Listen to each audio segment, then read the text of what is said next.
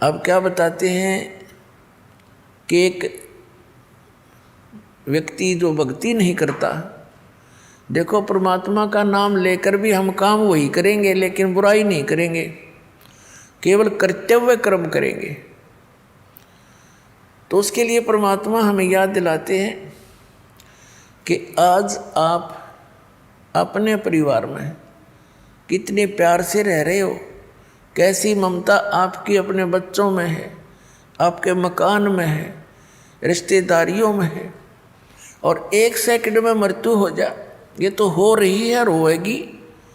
अब इसको, इस सच्चाई को हम अनदेखा करने की चेष्टा करें तो वही बात है कि बिल्ली को आते हुए कबूतर आंख बंद करके बैठ जाकर मुझे दिखती नहीं, उसकी आंखें बंद कर लेने से वह बिल्ली टल नहीं गई। उसकी अपनी अज्ञान सोच है, वो तो उसने दौड़ धाप उड़ जाना चाहिए था, बच सकता था। तो ऐसे ही ये एक मौत यानी ये स्थिति है आपकी, हम इससे बहुत कतराते हैं और ये फिर भी आके ही रहती है मृत्यु। तो इससे बचने का तरीका भी बताया परमात्मा ने। कबीर ये तन जावेगा, सके तो ठहर ला, एक सेवा कर संत की, गोविंद के गुण गा। अब इस प्रसंग को थोड़ा सा बाद में लेंगे, पहले समझाते हैं कि फिर ये जैसे आज सारी व्यवस्था आपके पास है और खूब प्रसन्न है सभी है, और एक सेकंड में मृत्यु हो जाए,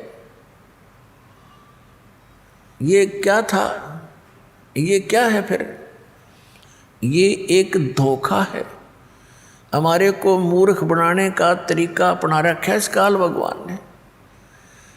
अब ये जीव के बस की तो बात नहीं, क्योंकि हम तो बंधे पड़े हैं, हमारे बस की बिल्कुल बात नहीं। इसके लिए परमात्मा ने तरीका बताया है। उस तरीके को, उस मार्ग को अपनाएंगे तो हमारा इससे पीछा भी छूटेगा और ये क्रियाएं कर्म भी हमारे जो कर रहे हैं ये भी बहुत सरल हो जाएंगे। अब जैसे किसी ने 5-10 पशु रखे हैं और पहले हाथ से, ऐसे अब भी हाथ वाले बहुत से, उसका चारा काटने की मशीनें हैं, गंडा से बोल रहे हैं हमारे यहाँ। तो एक तो वो हाथ से काम कर रहा है और एक उसने पावर का कनेक्शन ले लिया, बिजली का, और मोटर ली रख, और फिर देख वो बैठा बैठा देख कर वो कट कट कट कट काट रही है, उठा उठा कर उसमें रखने हैं। और एक जो 2-3 घंटे का काम 20 मिनट में कर हो जाता है।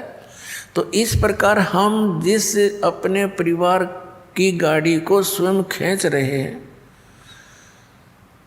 उसके लिए इस परमात्मा ने कहा कि तुम इस पर मोटर दरवा लो और बहुत आसानी से रखी जाएगी, और फिर देखना आप भी बैठिए अंदर और फिर गाड़ी चलेगी। तो हम सभी अपने हिसाब से अपने गाड़ी को खींच रहे हैं। परमात्मा का कनेक्शन मिलने के बाद आपको पावर मिल जाएगी, वो मोटर मिल जाएगी जो उसने बैठा घुमाएगी, चलाएगी अपने आप। तो वो काम भी हल्के होंगे जिनको हम नहीं कर सकते, उसको पावर करती है। तो इस प्रकार वो साधना, वो विधि जिससे उस पावर की यानी परमात्मा की शक्ति आपको प्राप्त हो, जिससे आपकी संसार रूपी परिवार रूपी गाड़ी भी ठीक से चले, तो वो दास आपको बता रहा है। और ये अभी तक किसी को प्राप्त नहीं हुआ, और जिस कारण से हम भगवान की खोज में लगे हुए भी फिर भी उतना ही संघर्ष, उतनी समस्या हमारे घरों पर, शरीर पर बनी रही, क्योंकि हमें वो पावर का कनेक्शन मिला नहीं। और जहाँ से हमने कनेक्शन ले रखा था उनका पीछे से कहीं पावर हाउस से कनेक्शन नहीं था, वो झूठ बोल रहे थे, वो नकली थे। तो पुण्यात्माओं, प्रसंग चल रहा है कि परमात्मा ने क्या बताया। जैसे एक पत्ता वृक्ष टहनी से टूट कर नीचे गिरता है, और वो गिरता हुआ क्या कह रहा है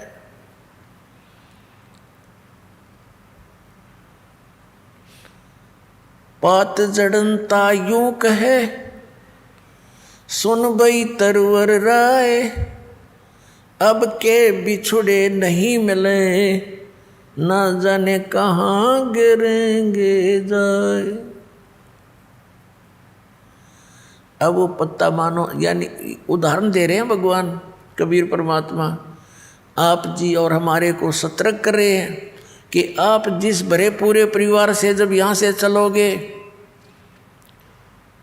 मृत्यु का समय निकट आवेगा। किसी भी कारण से हो सकता है, जैसे कोई रोगी हो जाता है, साध्य रोग हो गया, कैंसर होगी या कोई और बीमारी होगी, परमात्मा की भक्ति कर नहीं रहा वो प्राणी, तो वो मरते समय ये कहा करे, हे भगवान ये पता नहीं कहाँ ठिकाना होगा। तो भगवान याद दिलाते हैं कि एक परिवार को छोड़कर जो प्राणी जाता है उसकी स्थिति बहुत भयंकर होती है, उसकी ममता, उसकी जकड़ उसी परिवार में जकड़ी रहती है। जो भक्तिहीन और ज्ञानहीन प्राणी होता है वो वहीं फिर पशु पक्षी बनकर, कुत्ता कुतिया बनकर उसी गली में सैर सपट्टे करता रहता है। वो जहाँ आशा तहाँ बासा होई, मन कर्म वचन सुमरियो सोई, पात जड़नता यूं कहे, सुन भी तरवर राय, अब के बिछुड़े नहीं मिले, न जाने कहाँ गिरेंगे जाए। अब परमात्मा कहते हैं, हिड़की दे दे रोएगी सुरता, जब तू चलेगी अकेली। इस आत्मा को सुरता भी, सुरती भी कहते हैं, एक संबोधन के लिए। कहते हैं, प्यारी आत्मा, जब तू पूरे परिवार ने छोड़ के अकेली यहाँ से जाएगी, जब तू पछाड़ खा खा टक्कर मार मार रोएगी, डकरा डकरा के, तेरी कोई नहीं सुनेगा। फिर क्या बताते हैं, पात जड़नता यूं कहे, सुन बई तरवर राय, अब के बिछुड़े नहीं मिले, ना जाने कहाँ गिरेंगे जाए। तरवर कहता पात से। अब क्या बताते हैं परमात्मा के, पतझड़ आवत देख कर बन रोवे मन माही, ये ऊंची टहनी पात थे, अब पीले हो जाई। जब पतझड़ आती है, बसंत ऋतु आती है, उसमें क्या होता है कि पहले के जितने भी पत्ते होते हैं वो सभी पीले हो करके और वृक्षों से टूट टूट कर नीचे गिर जाते हैं। अब कहते हैं उस समय वो वन रोता है अपने मन में कि ये क्या बनी इनके साथ, ये सभी निकल के टूट टूट के गिर गए सारे। जहाँ एक वर्ष तक उन मस्ती मार रहे थे, फड़फड़ फड़फड़ करते थे हवा के झोंकों में, कितने अच्छे लगते थे। तो ये वन संसार है और हम इन टहनियों पर चिपके हुए पत्ते हैं। ऐसे ही हम टूट टूट कर गिरते जा रहे हैं। पीले हो जाए मीन, बुढ़ा हो गए, बुढ़ापा आ गया, सफ़ेद बाल हो गए, जाड़ दांत, अब चली एक एक करके निकलने लगी। तो समझो अब इस तरवर से टूट कर गिरने का समय आ लिया और इसका ये भी नहीं पता कब समय आ जाए। वैसे तो अंदाज़ा हम सभी लगाए बैठे हैं, अप्रोक्सीमेशन, कि 90, 80, 100 वर्ष तक तो जी ही जाते हैं। अब जैसे कोई आज 80 वर्ष का हो गया है तो वो इस आश तक जीवित है, रुका हुआ है कि 100 वर्ष तक तो कहते हैं जी ही जाता है, मनुष्य जीवन बना ही रहता है। और यही आस सबसे खतरनाक है हमारे लिए कि इतने वर्ष तो अभी मेरे शेष हैं, इसीलिए तो टिका हुआ है ना। तो ये फिर भगवान में दृढ़ता तो लग जाना, इसीलिए बकवादों में लग जाता है। तो यहाँ परमात्मा कहते हैं यह भूल भी सत्संग से समाप्त होगी आपकी। परमात्मा कहते हैं मौत भूल गया बावड़े, ये अचरज किया कौन, और तन माटी में मिल जाएगा जो आटे में लौण। तो मौत को भूल गया, यह गफलत किया बैठा, इसी कारण से तुम चोरी करता है, बकवाद करता है, डाके मारता है, मिलावट करता है, रिश्वत लेता है और बड़ी बड़ी कोठी बनाता है, तुझे मौत याद नहीं है। अब परमात्मा याद दिलाते हैं कि वो ऊंची टहनी पात थे वह पीड़े हो जाई, पात जड़नताइयों कह सुन भीतर वर आए, अब के बिछड़े नहीं मिले ना जाने कहाँ गिरेंगे जाए।